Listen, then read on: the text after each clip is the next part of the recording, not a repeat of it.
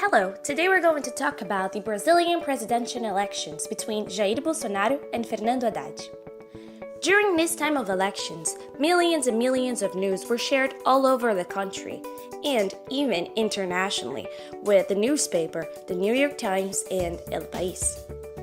But you must be wondering, with this huge production of news, were all of them real? Or were some of them, or even a lot of them, actually fake? You would be surprised to find out that more than 200 main news were actually fake.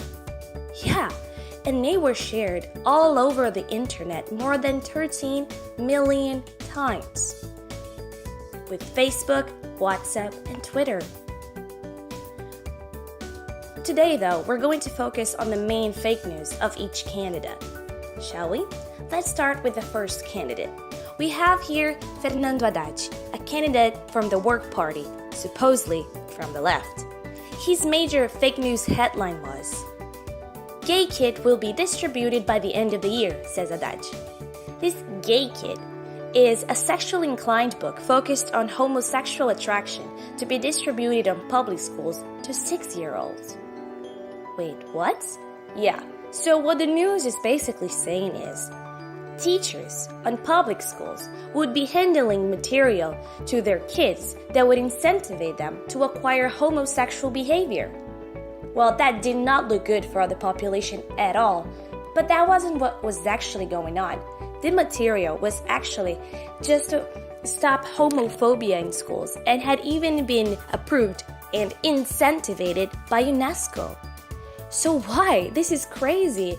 Why would people believe that? Well, we'll get to that later. First, let's see the other candidate.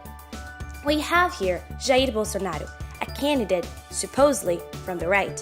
His major fake news headline was, "Woman gets Nazi swastika drawn on her body by Bolsonaro supporters." Wow, that's intense. But it wasn't true.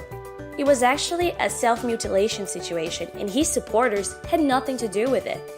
Well, you can imagine that this fake news really jeopardized both of the campaigns, and picture this 200 times more.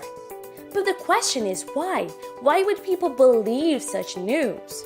Well, the answer is because of a social psychological phenomena called representativeness heuristic. But before we get to that, let's go back to these two main fake news, shall we? Well, we have here Fernando Haddad, a candidate from the left who was accused of sexual decolonization in schools? Isn't that the major stereotype political from the left we have? And we have here Jair Bolsonaro, a candidate from the right who was accused of sympathizing and promoting Nazism? Isn't that the typical political from the right that we have stereotyped? Yeah, so what I'm trying to say is, the representativeness heuristic is when a person makes judgments based on the similarity of the person to an existing persona. So it means we all have stereotypes, right? We all have them. And when someone tells you something, like for instance, "Wow, that Mexican guy is eating a burrito in the middle of the class," or "Someone told me that Indian girl has more than 6 sisters," you're probably gonna believe that because, well, it matches your stereotypes, doesn't it? So the representativeness heuristic just shows that our brain takes little shortcuts to make our reasoning faster that we call them heuristic. And that is why, when people saw a news that was very stereotyped from the left and some piece of news that was very stereotyped from the right, they were very inclined to believe in it. Crazy, right? Yeah. So I guess the whole point of this video is, the next time you're reading news, especially in social media, be careful not to let your stereotypes lead you to believe in something that is actually fake. Thank you for watching and bye-bye!